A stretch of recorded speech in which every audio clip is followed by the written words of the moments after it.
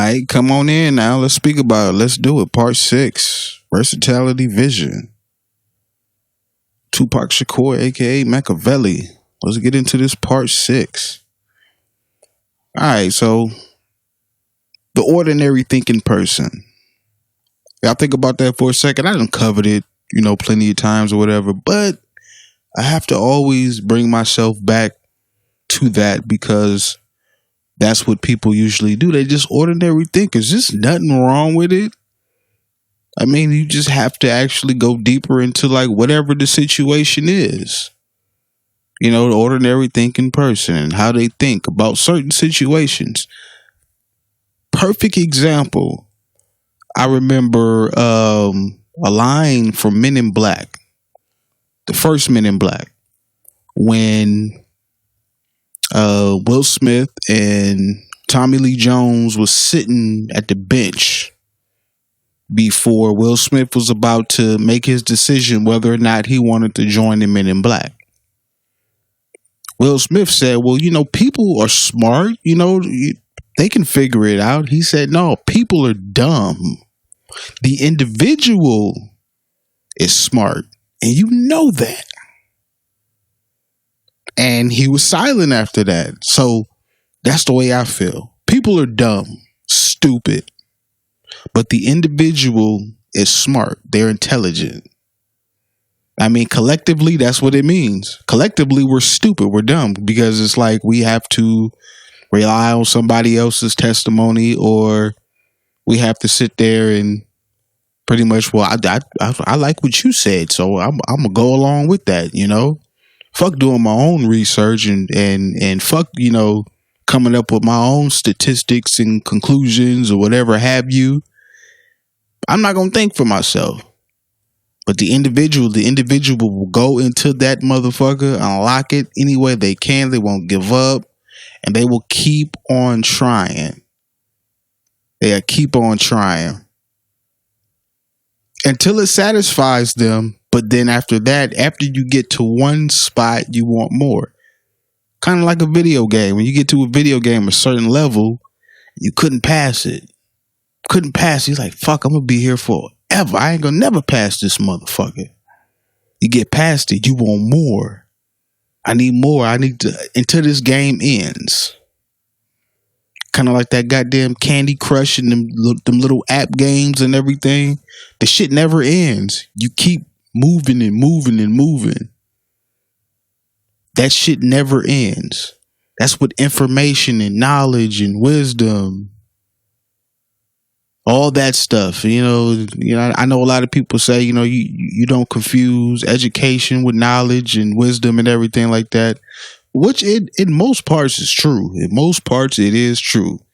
I just don't feel like breaking it down because there are plenty of people who can break that down for you. But I agree on it. Now, like I said, I'm staying neutral with this. I'm not leaning left and I'm not leaning right. I just want to put that out there. Okay, so this is what I'm going to put out. What if Tupac became in the witness protection program? What if he was an informant? Pac an informant? Oh, nigga, you tripping. He ain't no snitch. He ain't gonna tell on nobody. Fuck that. Pac was a G. He was a rider. Do you want to ride or die? Da, da, da, da, da, da. I'm just putting it out there. Perfect example. I always use movies as examples because, like I said, I'm an inspiring screenplay writer. So I pay attention to shit. What happened? What was his name? God damn it. What was his name? I forgot. The one that was seeing helicopters. It was in my head and I'm not finna Google nothing at all. I'm trying to make this very, very quick. Because wherever you are, it's probably this certain part of time in the world. But over here, it's time for me to turn it in. But anyway, at the end of Goodfellas, what happened? He went into a witness protection program. He fell off the face of the earth because he had to do what he had to do. Fuck him being coked up and all that other shit, but he went into witness protection program. One of my favorite movies. Donnie Brasco, same thing. Compare and contrast. Comparing, both of them went into hiding. They went into undisclosed locations where they are not seen to the public or whatever. Donnie Brasco was an FBI agent who had to go into witness protection.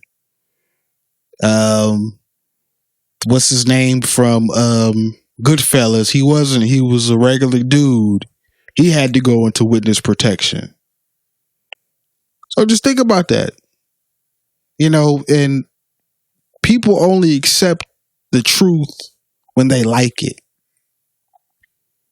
That's it. That's what people do.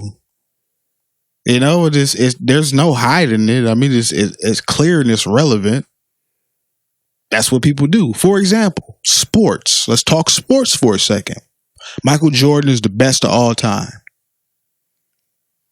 Now, if you believe that is true because you like it, you're going to believe it's true. People will say, no, LeBron is the best. People will say Kobe is the best. People will compare it to championships. People will compare it to stats. Oh, numbers don't lie. People will compare it to eras. Some people will say, well, Shaq was the best center. They'll start going into positions. No, Wilt was the best. Isaiah Thomas was better than Jordan.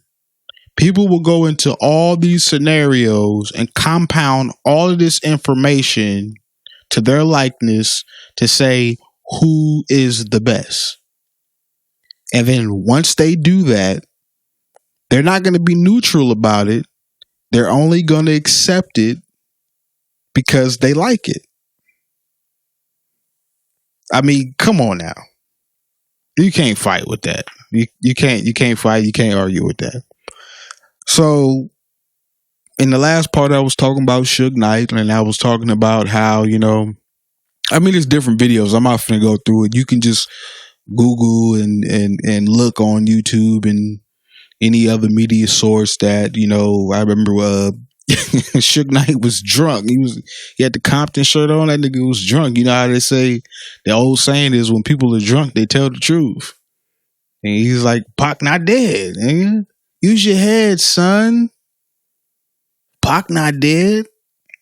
And he's always speaking to some goofy ass interviewer, reporter, who just sit there and they're just, gaze because Suge Knight is in their presence. They're not even listening. At that time, I would have got all the information out of that motherfucker that I could. I was like, hey, shut the fuck up. Let this nigga talk. This nigga is loaded. I want to know what this nigga got to say. And probably it was cut. I mean, maybe there's another clip. Who knows? Maybe some people are hiding that shit. It was like, oh, this nigga really, really said something. Oh, shit. When he was on the beach, he was talking about the dude that cremated him. You paid him $3 million. He disappeared. Bam. Talks about how his code name was Makaveli and how he faked his death. And he's smiling about it. It's just like, it's he's not trying to hide it. It's very blatant. It's very straightforward. He didn't sugarcoat the shit when he said it. So was Suge out of his damn mind? I mean, I know last time, in the last one, I called him a big dummy. I'm not saying that's what he come off as, but, it was just, some things is just like, go sit your ass down, dude. You just too big to just be walking around. You just like a moving target. Like, just go sit down, Suge. God damn. Chill, nigga. But anyway, think about that. Let's think about it for a second. And another thing people just forget, kind of like history, whoever controls or whoever conquers the story controls the story. So tell me right now, who has the story? I mean, it's a couple people who have the story. And it's different people with different versions where they have the story in every direction, so they conquer it. And they have testimony from people who knew Pac, hung around Pac, did a session with him, and but I think these are just experiences. I don't want to discredit anybody, but I just figure like, hey, they had their own lives too and everything like that. But I feel that these were experiences that they had at that time. Maybe a day or two, or increments in weeks and months. Up until the time he so-called got shot and died 7 days later. Blah blah blah blah blah. So just think about that. I mean, you got to ask yourself that, And then another thing you have to ask yourself is, if somebody, I mean, seriously, put yourself in this position. If somebody is trying to kill you multiple times and they failed, are you going to stick around for them to get lucky? I mean, common sense. Are you really about to stick around to get lucky just because you want to please your fans, or you want to keep it real, or you want to make these dollars that they're taking from you? I mean, hand over fist, hand over fist. You really finna stick around? Hell no, you're going to get the fuck out of Dodge any way you can. Seriously. I know I would. I know I would. He's mama's only son. I mean, I got a better percentage of my mother. If I was in this position and my mom said, I'm going to hide you. I'm going to tell these people what they want to hear. And I'm going to make sure that you live the rest of your life. You my only son. I don't give a fuck about them. They don't give a fuck about you. They don't give a fuck about me. All these people are just money hungry. I mean, your fans are always going to love you. I could just imagine this conversation with him with his mom. I mean, maybe he did lose a lung. I mean, I've Googled videos of people who've lost a lung and they still cool. I mean, I don't think that they are really operating right or, something like that. But maybe he did get his lung removed. Maybe he really did get shot and it was like, damn, I lost a lung. And then, you would have to quit smoking cigarettes with one lung. And that's probably what he had to do. I mean, I smoked cigarettes for 10 years and I woke up one day, it's like, I'm done. Cold turkey. I didn't need no patch. I didn't need therapy. I didn't need to call no 1-800 number. I just stopped. Just like that. Snap of a finger. Just woke up. That's it. Maybe that's what he had to do. He said, I can't smoke no more because I ain't gonna be able to function. Like, people act like that Pac didn't love his life, that he didn't care about living. Everybody always wants to say, like I said in the last part, that, oh, he was thinking about death and he predicted his own death and so he died. Man, fuck that shit. I believe that he did, and I agree that he did care about his life. I mean, there are some days that a lot of people go through. I mean, maybe he was depressed. Who knows if he was on medication? Who knows if he was taking depression medication? We don't know because that information is not given to us. And I know some people, one particular person in my family, when they take medicine, I mean, they're cool. I mean, they're just like a Gemini. They're cool one day. They happy-go-lucky and everything. And it's just like, man, fuck this shit. They just pissed off for no goddamn reason. And I could imagine that they probably just want to die. It's just like, I don't care. And that type of shit with suicide and everything like that. And plus you have a platform where you can talk about it, committing suicide. And I wake up in the morning and I ask myself, is life worth living? Should I blast myself? I mean, you can write lyrics while you're depressed. You can do it. I would assume you can. I would assume that also that, he didn't get writer's block. So whatever he was feeling and whatever emotion that he was in at that time, he wrote about it. So I don't want to hear that he didn't give a fuck about his life indirectly and he just wanted to die. Because there are a lot of depressed people out there who just say, I'm just done. All right. So moving on, like I said, mama's only son. Mama will protect her son. I mean, they had. I mean, they had a very rocky relationship when he was growing up and everything, and then they made amends. And I think Afeni probably said, "I owe this to you. I really do owe this to you because I was on that shit and I wasn't worried about shit.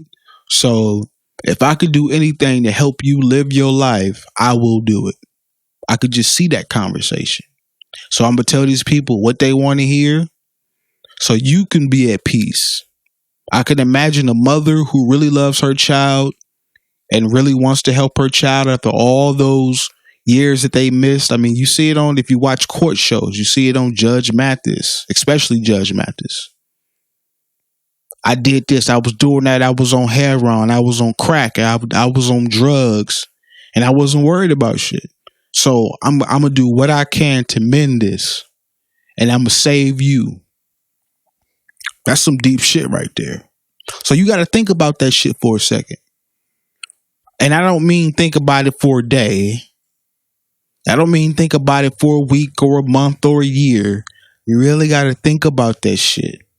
Because there's always going to be something that either trumps the evidence that you have or probably something that trumps something that you thought that, oh, this is it. Like I didn't cleared it up. I know what it is. Another thing people need to understand is that there were bulletproof cars back in the day. You can Google that shit. Google it right now. Bulletproof cars. And you'll see cars all shot up. You'll see them all shot up. Especially the bodies. Some people had everything. They had bulletproof tires. They had bulletproof windshields. Everything was bulletproof. Now, maybe everything wasn't bulletproof. Maybe just the body was bulletproof. There's even videos on there where they don't show. You see the outside is shot up, but the inside, nothing made it through. Nothing at all made it through. And if all the shots would have shot through the glass, he'd have got shot in the head and not the chest. And then he was like, well, he tried to climb in the back and that's how he got shot. Okay. All right. Well, that's what you want to believe. Cool. I mean, I really don't believe that, if the body is bulletproof, I would lean back, hoping that this motherfucker is for real. I would lean back. I would take the seat lever and lean my ass back. Let these niggas shoot. Nigga, drive. I can't. These motherfuckers shot out the tire. Well, nigga, make a U-turn. Shit. These motherfuckers just shooting. Oh, shit. One came through the goddamn window. I knew we should have paid that extra $50,000 to get the goddamn bulletproof windshield. But maybe that's how it was supposed to be. Mastermind shit. Gotta think. Fucking peons and pawns and shit. These are these motherfuckers that the story is going to. Peons and fucking pawns and sheeple and shit like that. You gotta mastermind this shit. You gotta seriously put yourself for the soldier. That's one thing I believe. That's one thing I agree that he was. He was a soldier. This nigga wasn't going out like that. The blaze of gunfire. Motherfucker just stomped somebody out thinking this motherfucker ain't finna come back for you. Oh, he was Kane from Menace to Society. Oh, he just stomped the nigga out and think he wasn't gonna come back blasting, and he lived in the hood. Outside in the open, putting goddamn suitcases in a damn minivan, and ain't nobody finna come back and creep up on your ass. Don't give a damn if it's babies outside, women and children or not. Nigga, we finna take off on you. Loaded up, locked and loaded. No safety. So yeah. Think about that one for a second. Seriously, think about that. I probably did open a lot of people's eyes on this one. But we still not done yet. Still not done. Stay tuned for part 7. Stay fit, keep sharp, make good decisions. I'm out.